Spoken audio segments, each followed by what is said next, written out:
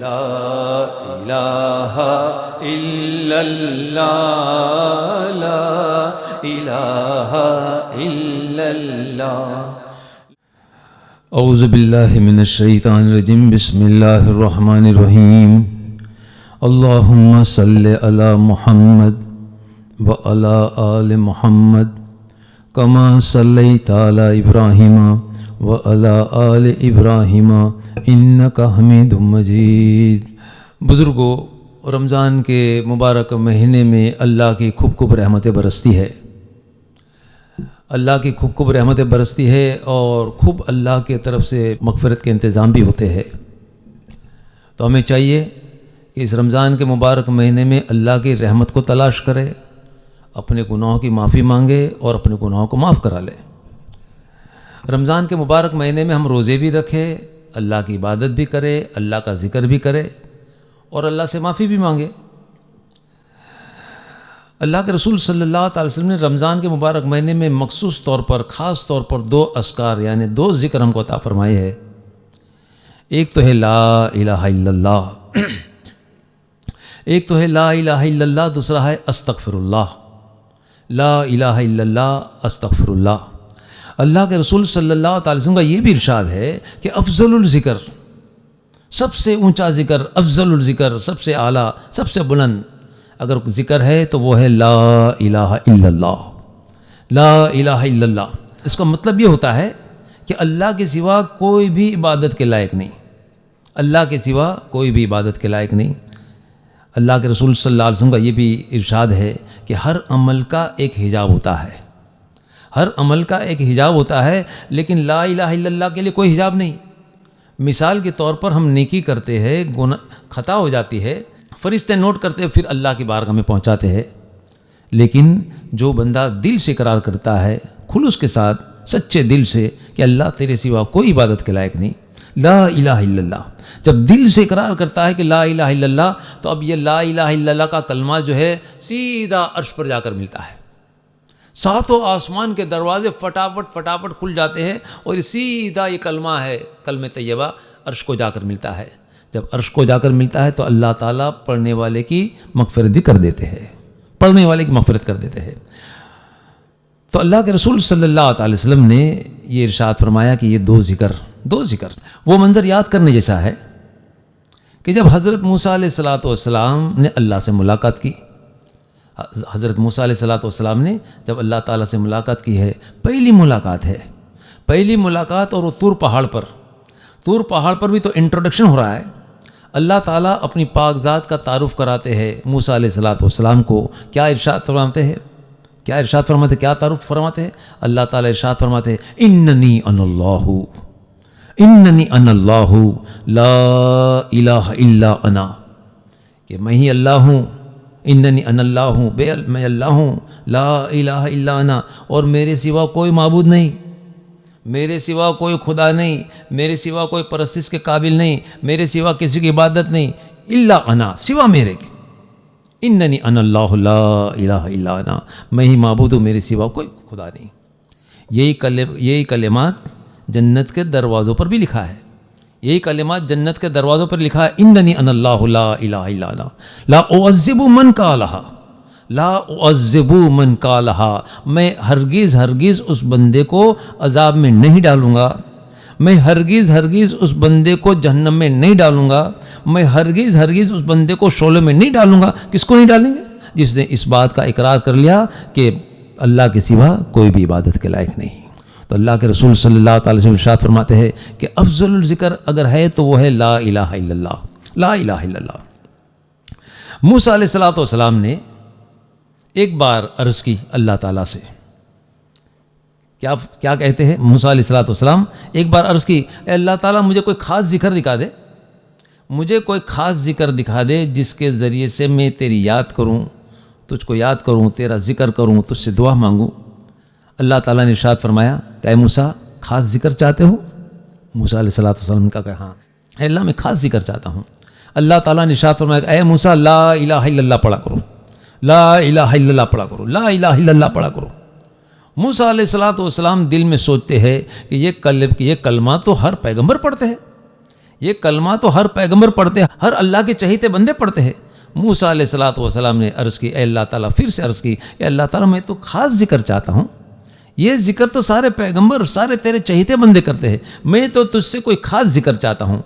اللہ تعالیٰ نے ارشاد فرمایا، اے موسیٰ، تم نے اس کلمہ طیبہ کو کیا سمجھا ہے؟ اس کلمہ طیبہ کو کیا سمجھا ہے؟ میری عزت کی قسم، میری عزت کی قسم، اگر ایک پلے میں ساتوں آسمان کو رکھ دیا جائے، ایک پلے میں ساتوں آسمان کو رکھ دیا جائے، وزن کتنا ہے آسمان کا؟ آسمان کا وزن کتنا ہے؟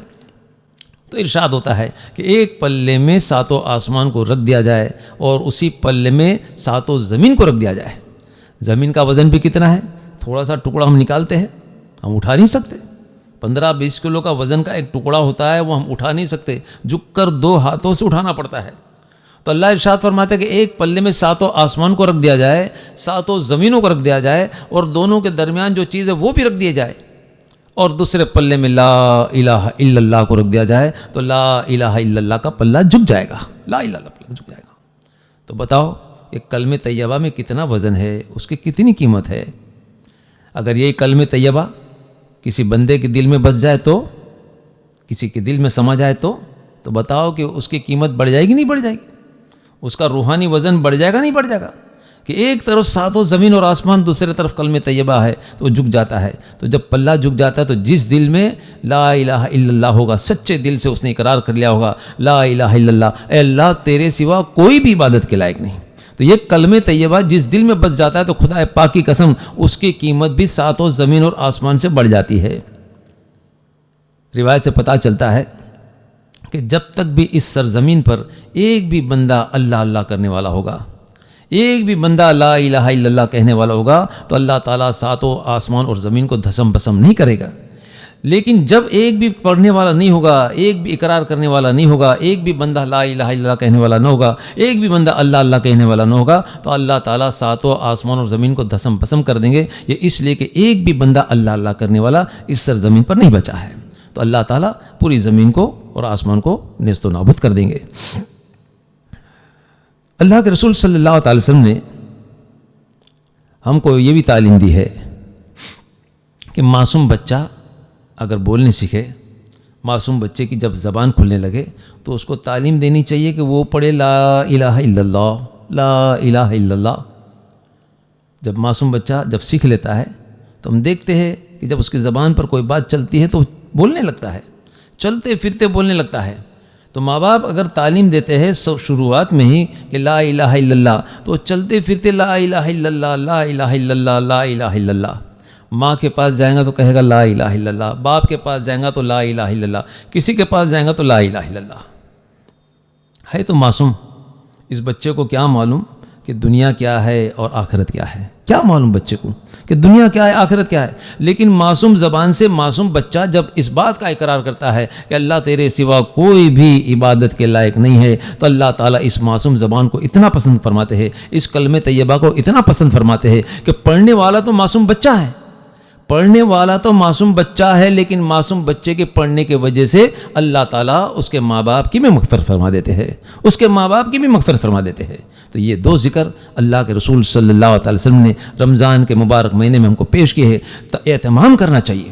ویسے تو اور غیر رمضان میں بھی ہم پڑھ سکتے ہیں، لیکن مخصوص طور پر رمضان کے مبارک مہینے میں یہ دونوں اذکار یعنی دونوں ذکر کا اہتمام کرنا چاہیے، دل سے معافی مانگنی چاہیے اور اللہ کی طرف رجوع ہونا چاہیے۔ اللہ سے دعا کرتے اللہ تعالیٰ ہم سب کو صراط المستقیم پر چلنے کی توفیق عطا فرمائے۔ لا الہ الا اللہ، لا الہ الا اللہ۔ رمضان کے مبارک مہینے میں اللہ کے رسول صلی اللہ تعالی وسلم نے ہم کو خاص 2 ذکر دیے ہیں، 2 اذکار دیے ہیں۔ ایک تو لا الہ الا اللہ ہے، دوسرا ہے استغفر اللہ۔ رمضان کے مبارک مہینے میں اللہ تعالیٰ بے شمار مغفرت کے انتظام کرتے ہیں، بے شمار مغفرت کے انتظام کرتے ہیں۔ قرآن کریم میں یہ بھی ارشاد ہے کہ افلا یتوبون الا اللہ، افلا یتوبون الا اللہ ویستغفرونہ واللہ غفور رحیم۔ کیوں تم اللہ سے معافی نہیں چاہتے ہو؟ کیوں اللہ کے طرف رجوع نہیں ہوتے ہو؟ کیوں اللہ سے معافی نہیں مانگتے ہو جبکہ اللہ تعالیٰ غفور رحیم ہے؟ تو یہاں سے پتہ چلتا ہے کہ ہم کو سوال کیا جاتا ہے، ہم کو پوچھا جاتا ہے کہ کیوں ہم اللہ سے معافی نہیں مانگتے؟ تو ہم کو چاہیے کہ اللہ کی طرف سے یہ جب ارشاد ہوتا ہے تو ہم کو بھی چاہیے کہ اللہ کی طرف رجوع ہو، ہمارے گناہوں کی معافی مانگے اور اپنے گناہوں کی معافی کرا لے۔ اللہ کے رسول صلی اللہ علیہ وسلم کا ارشاد ہے کہ میں روزانہ 70 بار اللہ سے معافی چاہتا ہوں، میں روزانہ 70 بار استغفار کرتا ہوں۔ کون ہے؟ سید المرسلین صلی اللہ علیہ وسلم، سارے پیغمبروں کے سردار، سارے انسانوں میں سب سے اونچا مقام اللہ کے رسول صلی اللہ علیہ وسلم کا ہے۔ سارے فرشتوں میں اونچا مقام، فرشتوں کے سردار سے بھی اونچا مقام محمد صلی اللہ علیہ وسلم کا ہے۔ اتنے بڑے نبی ہے، سید المرسلین ہے، سارے پیغمبر کے سردار ہے۔ وہ ارشاد فرماتے کہ میں روزانہ 70 بار استغفار کرتا ہوں، روزانہ 70 بار اللہ سے معافی مانگتا ہوں۔ ابو ہریرہ رضی اللہ تعالیٰ عنہ صحابی ہے، اللہ کے رسول صلی اللہ علیہ وسلم کے ساتھی ہے۔ وہ ارشاد فرماتے کہ میں روزانہ 12,000 بار اللہ سے معافی مانگتا ہوں، 12,000 بار اللہ سے معافی مانگتا ہوں، 12,000 بار استغفار کرتا ہوں۔ ان کے پاس ایک چمڑے کا دھاگا تھا، اس پر 1,000 گرو تھی، 1,000 گرو۔ روزانہ 12 تسبیح پڑھتے تھے، استغفر اللہ استغفر اللہ استغفر اللہ، یعنی 12,000 بار۔ تو ایک طرف سید المرسلین ہے، سارے پیغمبر کے سردار ہے، وہ کہتے ہیں کہ میں 70 بار روزانہ اللہ سے معافی مانگتا ہوں۔ دوسری طرف صحابی کہتے ہیں کہ میں روزانہ معافی مانگتا ہوں۔ تو بتاؤ ہم کو کیا کرنا چاہیے؟ ہم کو بھی بار بار اللہ کی طرف رجوع ہونا چاہیے اور اللہ سے ہم کو معافی مانگنا چاہیے۔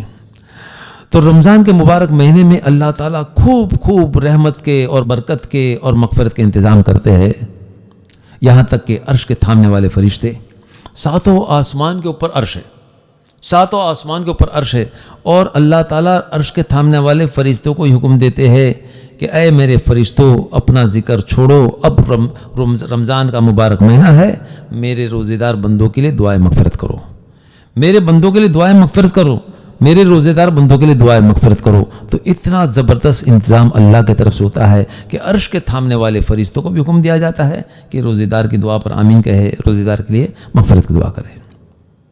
زمین پر سمندر میں ابجوں کی تعداد میں، کروڑوں کی تعداد میں مچھلیاں ٹہلتے رہتی ہے، اللہ کا ذکر کرتے رہتی ہے۔ اللہ تعالیٰ ان مچھلیوں کو بھی حکم دیتے ہیں، اللہ تعالیٰ ان مچھلیوں کو بھی حکم دیتے ہیں کہ رمضان کا مبارک مہینہ ہے، اس لیے تم میرے روزے دار بندوں کے لیے دعا کرو، روزے دار بندوں کے لیے دعا کرو، ان کے لیے مغفرت کی دعا کرو۔ تو کروڑوں کی تعداد میں مچھلیاں جو سمندر میں ٹہلتی ہے، اس معصوم مخلوق کو بھی اللہ تعالیٰ حکم دے دیتے ہیں کہ روزے دار کے لیے مغفرت کی دعا کرے۔ تو یہاں اتنا زبردست انتظام اللہ کی طرف سے ہوتا ہے، تو ہم کو بھی چاہیے کہ اللہ کی طرف رجوع ہو، 2 آنکھوں سے آنسو بہائے، اللہ سے پشیمانی کرے اور اپنے گناہوں کی معافی کرا لے۔ ایک بار اللہ کے رسول صلی اللہ علیہ وسلم مسجد نبی میں ہے اور بیان دے رہے مسجد نبی میں۔ اچانک ایک اعرابی گاؤں کا رہنے والا بدو شخص داخل ہوا اور زور سے کہتا ہے، اے محمد صلی اللہ علیہ وسلم، میں بڑا خطا کار ہوں، میں بڑا گنہگار ہوں۔ اتنا کہنے کے بعد وہ آ کر بیٹھ گیا۔ اللہ کے رسول صلی اللہ علیہ وسلم تو بیان دے رہے تھے۔ بیان جب پورا ہوا تو پوچھا، حضور صلی اللہ تعالی وسلم نے اس بندے سے پوچھا کہ بتا تو صحیح اے اللہ کے بندے، تو کیا کہتا تھا؟ تو پھر وہ رو کر کہنے لگا کہ ہاں اللہ کے رسول صلی اللہ علیہ وسلم، میں بڑا خطا کار ہوں، بڑا گنہگار ہوں۔ حضور صلی اللہ تعالی وسلم نے دیکھا کہ بڑا پشیمان ہے، بڑا پریشان ہے۔ حضور صلی اللہ علیہ وسلم نے پوچھا کیا اے اللہ کے بندے، تیرے گناہ کیا آسمان کے ستاروں سے بڑھ کر ہے؟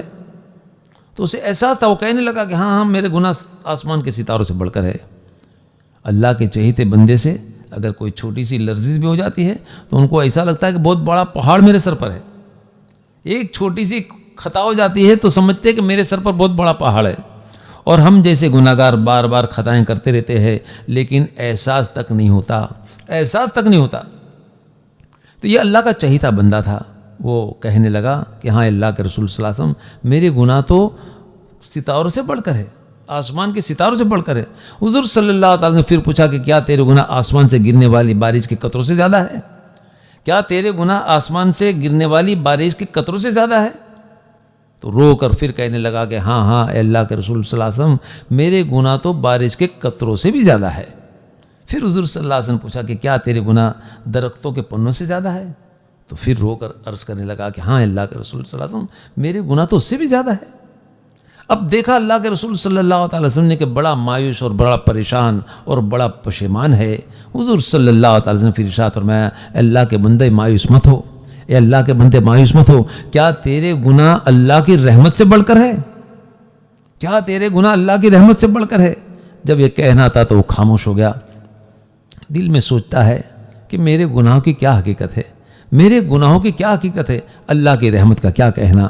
جب یہ کہنا تھا تو خاموش ہو گیا، آنکھوں میں پانی تھے. حضور صلی اللہ تعالی وسلم نے پھر اس کو تسلی دی، تلقین کی اور کہا کہ جا اے اللہ کے بندے اس بات کا اقرار کر لا الہ الا اللہ، اس بات کا اقرار کر کہ اللہ کے سوا کوئی بھی عبادت کے لائق نہیں.